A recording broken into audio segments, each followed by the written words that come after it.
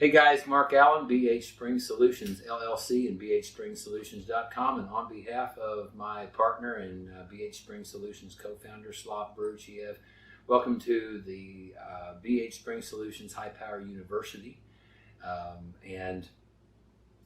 We are starting this endeavor of what we call High Power University in the midst of the coronavirus outbreak in the United States. It's March 26th, 2020, as this introduction to High Power University is being made. And so the way that we're going to do this is we're going to start out and we're going to, everything is going to build from the very, very beginning of the high power pistol, and even before the high power pistol, because the history of the high power pistol even dates back to the 1911 and pre-1911 model of John Browning's. And we're going to present this to you like this. We're going to go very, very much deeper into the subject of the high power design. The reason why we're doing this is because one of the things that I've noticed, one of the things my partner Slav has noticed, and a lot of high power owners have noticed, is the more you learn about this handgun and the more that you understand why certain things are the way they are and how they got to where they are, the better you can understand how to get the most enjoyment, the most benefits out of the high power design.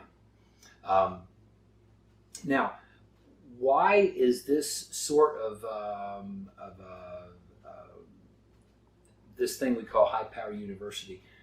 Why is this something that we think is something that is going to benefit BH veterans and owners of the high power pistol? What we know is that as your knowledge and understanding of the pistol advances, your enjoyment and effectiveness with the design advances. And for folks who look at the high power pistol not only as kind of a love but as a hobby, we think that we will be sharing some things with you that will be profoundly interesting, and some things you've not heard before. And in a way, this whole subject of the high power pistol design, this dates back to, for me, to 1990. And I'm going to tell you this story because I've talked to so many BH veterans and they have a similar story, or they all have their own story of how did I become such an enthusiast about this handgun design. And I can explain it very quickly how it happened for me. I was 23 years old. I had already had a couple of concealed carry handguns, pocket pistols, a little semi-auto about that big, and it was not a Browning or anything like that, and it malfunctioned all the time, and it was, scarcely reliable. And the second thing I had was a Taurus snub-nose 38 special, and I could not hit the broadside of a barn with this thing, but it was no doubt reliable. And then I was at the same gun store one day, and I asked the owner, I said, hey, does Browning make any handguns?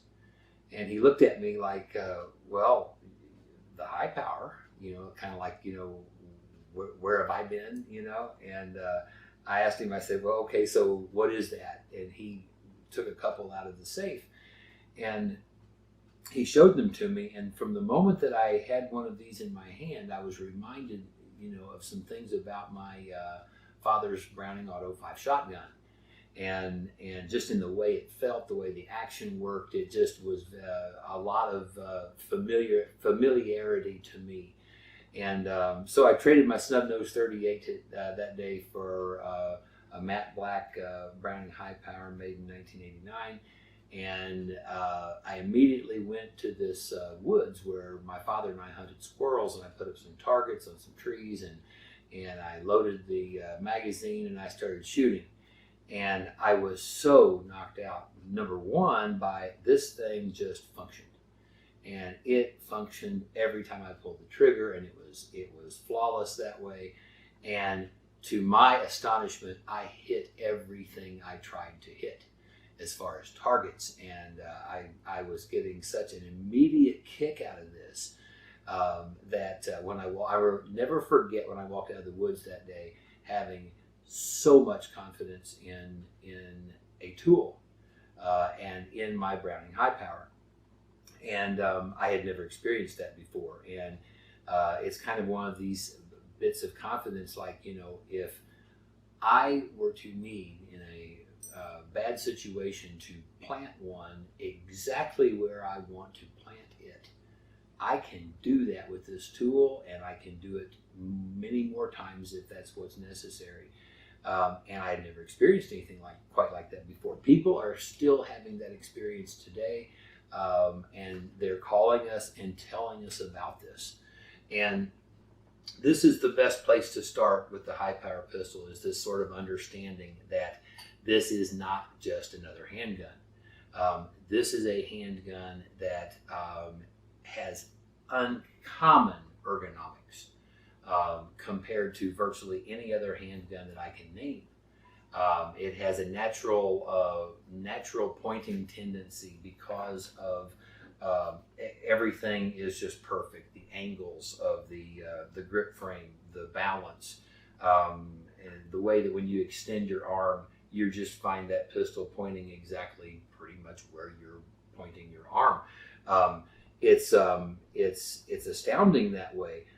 The reason that part is astounding is because John Browning did not design the high power pistol. He designed part of it, and he passed away before he was finished. And the parts that he did design, we do know, would be the grip frame, the slide, and the original extractor. We'll get into that here in just a few minutes. But he passed away before the high power pistol was finished. But the things that we all know and love and makes the high power so addictive is we are holding in our hands, at least the exterior of the handgun, and ergonomically, and all of the things that we just dearly love about this handgun design. This was John Browning's last work. It was a handgun design that was started, and it included everything the man had learned in his entire career. And the story goes that he passed away in his office or in his facility in Liège, Belgium, working that day on the high power design. And so there is this sort of sense that when you get one of these handguns and you start to learn about it, and you start to make upgrades, and you start to make some changes and some things that make it more personal and for what the role that is that you're going to use the handgun for, that you are part and parcel of the perfecting of John Browning's last design that he did in fact not finish. So that's a part of the reason. What is this cult of high power owners who are so addicted that some of us own 12 and 15 and 20 high powers? And there is a reason, because there is a strong argument to be made that it is among the most iconic, legendary, and incredibly battle-proven handguns of history. And for most of us, certainly still a sufficient tool to use. Now, here's a 1911. John Browning completely designed this handgun, and this is a high power. We have, of course, the appearance of the handguns. There are some similarities,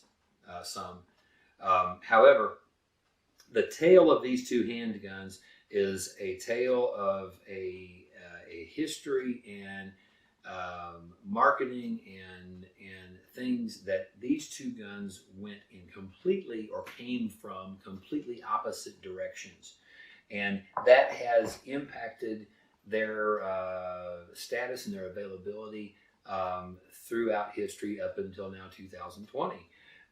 And we're going to explain a lot of that to you as well, and that's part of high power history, is really the tale of two handguns. And the invention, design of the 1911 had a lot to do with the way the high-power pistol ultimately came out and when it came out, because there were issues of patents that John Browning had sold to the United States government in the 1911, and those were not his patents anymore. So now John Browning himself was having to work around his own patents and design around them so that he wasn't infringing on patents that he had already sold to someone else. The instance of FN actually held off on waiting for those patents to expire before some of the work finishing the high power actually happened, so they could go back and use some cues from the 1911 in the high powers, as we're going to learn. But these two handguns really just came from or took opposite directions, and it's going to be interesting to you to understand some of that history. It's going to also bring to light a lot of why the availability of 1911s today, my gosh, there's got to be 25 manufacturers of these things or more, and why there's only one or two manufacturers of anything even resembling a high power today on the planet. And so we have this dichotomy, this very opposite status and opposite way forward for these two handguns. We'll be talking about that as well. So anyway, that's our introduction for the High Power University, and we thank you for joining us. This information that you're going to be getting is not a sprint. This is somewhat of a marathon because there's a lot of subject matter that's really never been before shared, we think, with high power owners and 1911 owners for that matter, that you're going to glean from this. We assure you there's going to be a lot of fresh material that you won't see coming. So again, thank you for joining us. On behalf of my partner Slav Baruchiev and myself, this is Mark Allen, BH Spring Solutions.